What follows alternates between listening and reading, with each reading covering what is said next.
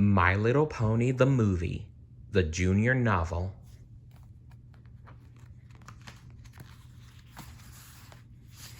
Chapter 14. As the airship soared through the misty clouds, Twilight studied the map she'd taken from Capper's place. Judging by the landmarks in the illustration, Twilight was fairly confident they were heading in the direction of Mount Aris. But they needed to be sure.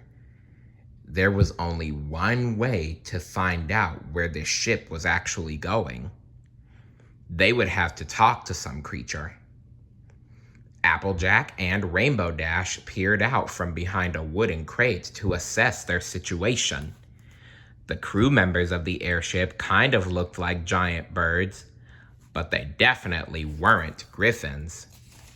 They wore black uniforms and grumpy expressions as they waddled back and forth across the deck with their boxes of mysterious cargo. "What do you think, Twilight?" Applejack asked. "Should we just ask him to take us?" Twilight bit her lip, unsure. "The last time we trusted someone, he tried to sell us." The other ponies nodded, considering this. None of them could quite believe they'd almost been caged and sold as goods. Yes, that must have been very traumatic for them. Suddenly, their hiding place started to shift. A box was lifted, and the ponies were seen. Staring straight back at them was a gigantic green parrot with a scowl on his face. "Hey, Captain Solano," shouted one of the birds. "We supposed to be shipping livestock today?" A white-feathered bird with a crystal peg leg hobbled forward and sighed. "No, Boyle. Looks like we have stowaways." She appeared to be more inconvenienced by the discovery than upset. Boyle and Captain Solano looked to each other for an answer, but they both came up short. The latter whipped out a huge hook and began to leaf through it. She had clearly been through this routine before. Wait, a huge book, I mean.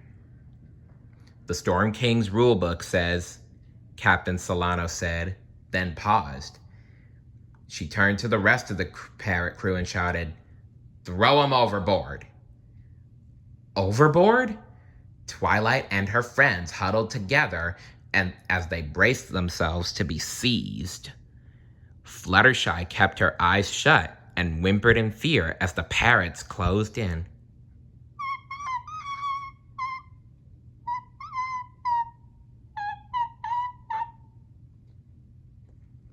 With each step closer, the ponies felt more hopeless. They were doomed.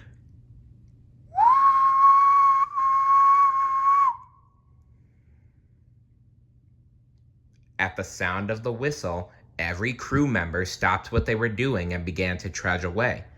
"All right, that's lunch," Captain Solano sighed. "Come on, everybody. We get 15 minutes. Scarf it down." At the mere mention of food, Rainbow Dash's tummy began to grumble. It had been forever since the ponies last ate a meal, and as they were apparently not getting thrown overboard, she saw an opportunity. Can we have some food?" Food. Captain Solano consulted her rule book. She slammed it shut and shrugged. Nothing here says you can't." The ponies cheered with excitement. Their fate had changed so quickly. "Oh, thank goodness," said Rarity, sighing with relief and silently wondering if the parrots usually had tea to go with the lunch. How delightful this was going to be. But once seated at the long table on the mess deck, the ponies were presented with big slops of gruel. No sandwiches, no fresh apples, and certainly not a single drop of tea. Oh, what a shame. Rarity laughed uncomfortably, sizing up her hefty potion of gruel. I just ate. Several days ago. The birds calmly chomped down on their chow, seemingly having forgotten all about the stowaway thing. Every creature was distracted.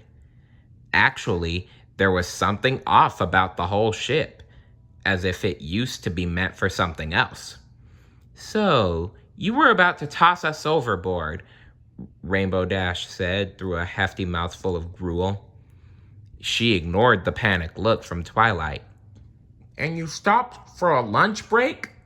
Boyle, the green parrot who had discovered the ponies, put down his fork and slumped sadly.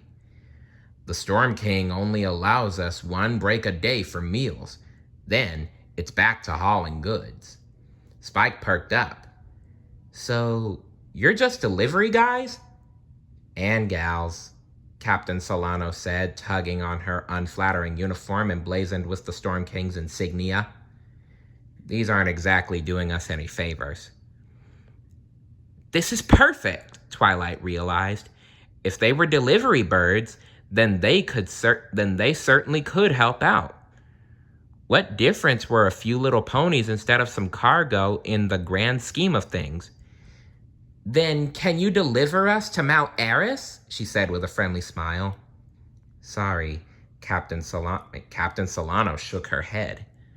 We do what the Storm King orders, or we suffer his wrath. She went back to eating her food and hating her life. Oh dear. A moment of silence passed. But what did you guys do before the Storm King? Rainbow Dash pried. She knew there was more to this story, and she wasn't giving up that easily. What's that? She pointed her hoof to a black flag that had been covered up by a poster of the Storm King. Mullet, the first mate bird, pulled the poster back. Underneath was a flag bearing the symbol of a skull and crossbones. Rainbow Dash gasped.